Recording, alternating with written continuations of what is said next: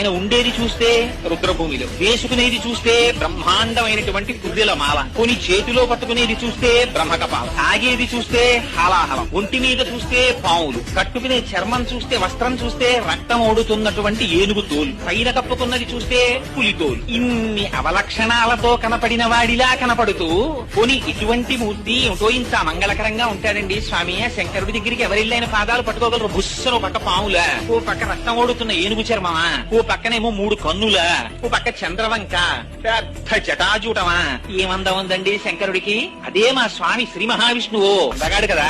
ఏమిటండి శివుడు ఎందుకు ఇలా ఉంటాడు అనుకుందామంటే చిత్రం ఏమిటో తెలుసా అండి. ఆ శంకరుడి అందం చూసి ముచ్చట పడిపోయి పూజ చేసిన వాడు మొట్టమొదటి అసలు శ్రీ మహావిష్ణువు. ఎంత పూజ చేశాడంటే ఆయన సామాన్యమైన పూజ కాదు. కళహస్తీశ్వర శతకంలో దూర్చటి దిప్పి పొడిచాడు. ఏమిటో స్వామి నువ్వు చూస్తే ఈ ఏనుగుతోలు కప్పుకుని బ్రహ్మకపాలం పట్టుకుని హలాహలం తాగుతూ ఇలా ఉన్నట్టుంటావు. అంత అంతగాడిగా కనపడే శ్రీ మహావిష్ణువు చూస్తే నీ పాదాల దగ్గర కూర్చుని ఇంత పూజ చేసి నీలో సగభాగాన్ని పొందాడు. పార్వతీదేవి కన్నా కూడా ముందు పరమశివుడిలో ఉన్నటువంటి సగభాగాన్ని పొందినటువంటి వాడు శ్రీమన్నారాయణుడు. అందుకనే హరిహరమూర్తి అని ఒక మూర్తి.